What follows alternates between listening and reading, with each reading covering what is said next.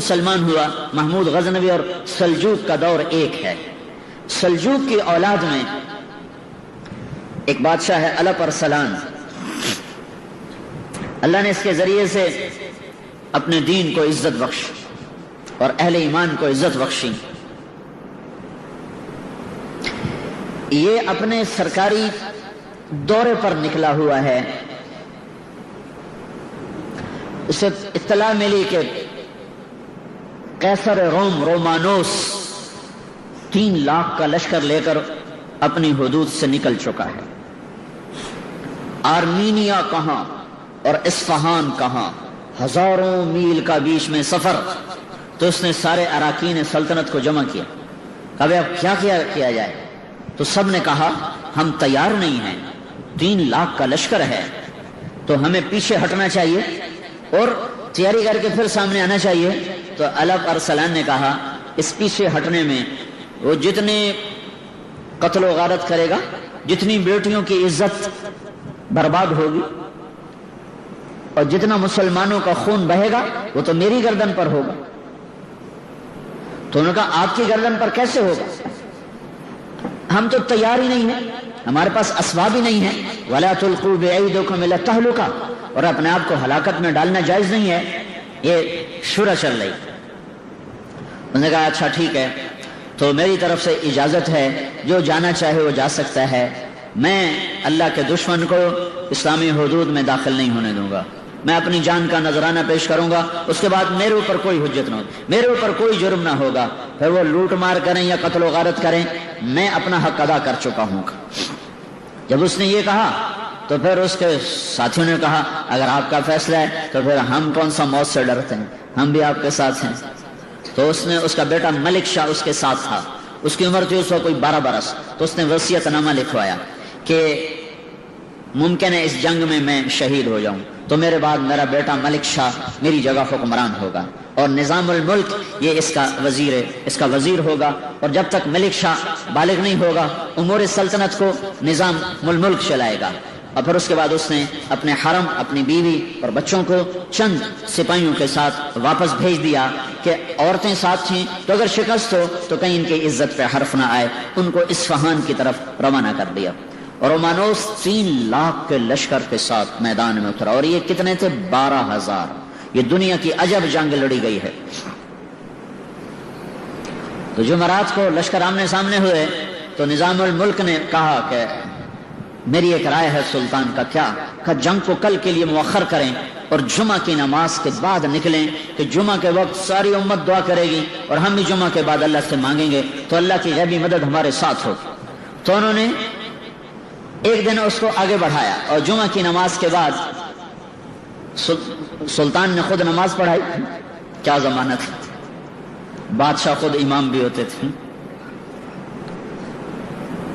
نماز پڑھائی اور اس کے بعد وہ گھوڑے پہ سوار ہوا اور اس نے اپنی لوہے کی ٹوپی اتار دی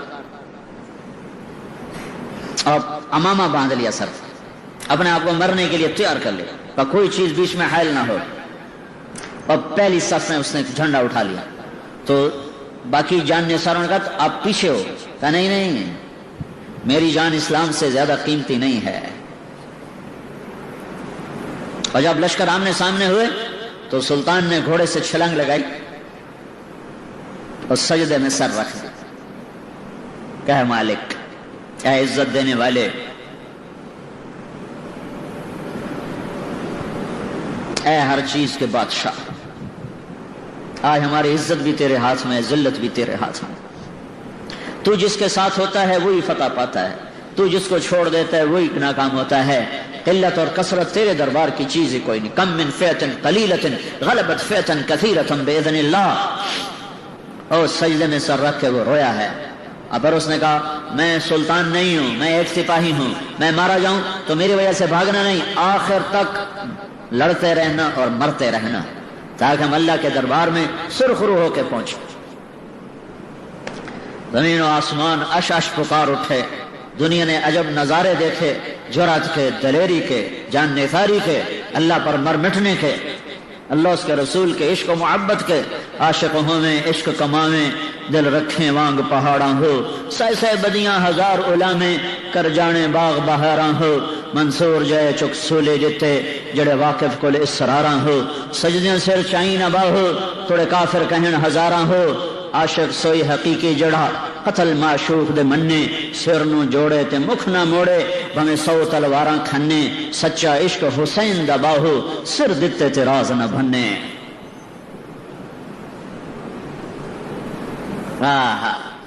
اس جگہ کا نام تھا مولاد گرد، مولاد گرد۔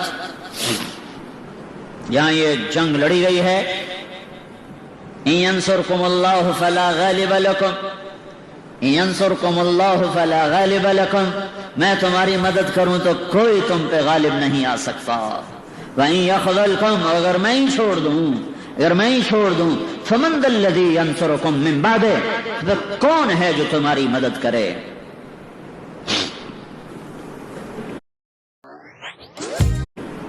ٹکرا گئے حق و باطل، صلیب و ہلال، عجب جنگ ہوئی ہے۔ اب میرے اللہ کا غیبی نظام چلا ہے، ادھر جنگ نے اپنی آگ کو بھڑکایا، ادھر اللہ نے سورج کی آگ کو تیز کر دیا، اور کیسر روم جو اپنے لشکر لڑا رہا تھا اس کو اتنی شدید گرمی لگی کہ اس کو میدان جنگ میں ٹھہرنا مشکل ہو گیا۔ اس کے اوپر چھاؤں سایہ اور اس کو ہوا دینے کے لیے 7 کنیزیں کھڑی ہوئی ہیں، اور 3 لاکھ آدمی ساتھ تھا، 1,07,000 مزدور کارندے اور 2 لاکھ لٹیرے آئے ہوئے تھے کہ جب فتح ہو جائے گی تو پھر ہم لوٹ مار کا بازار گرم کریں گے۔ لہذا ان کو شکست کا کہیں تصور نہیں تھا، تو اس کو لگی شدید گرمی تو وہ پیچھے ہٹا، گرمی سے بچنے کے لیے اپنے خیمے کی طرف ہٹا۔ جب وہ پیچھے چلا ہے تو اللہ تعالیٰ نے رومیوں کے دل میں ڈالا کہ ہمارا بادشاہ بھاگ گیا، ہمارا بادشاہ تو فرار ہو گیا۔ بس یہ خیال آنا تھا کہ رومی لشکر کے پاؤں اکھڑے اور وہ بھاگے۔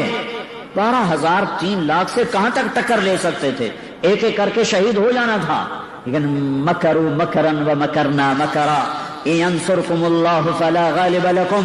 میرے اللہ کا ایسا نظام چلا کہ رومانوس شدید گرمی سے تڑپا، پیچھے ہٹا، خیمے کی طرف جا رہا ہے تو سپاہیوں میں بات ہوئی، بادشاہ تو بھاگ گیا، بادشاہ تو بھاگ گیا۔ اگر وہ بھاگا تو کیونکہ ان کی ساری جنگ تو کسی مقصد کے تحت نہیں ہوتی، مسلمان تو مقصد کے تحت کام کر رہا ہوتا ہے، وہ تو مقصد نہیں ہوتا صرف بادشاہ ان کا بادشاہ گیا تم بھی جاؤ۔ جو بھاگے ایک دفعہ پاؤں اکھڑ جائیں لشکر کے پھر سنبھالنا مشکل ہوتا ہے، تو رومانوس پلٹ کے آیا، لیکن اتنے میں رومی لشکر کے پاؤں اکھڑ چکے تھے۔ اور کیا ہے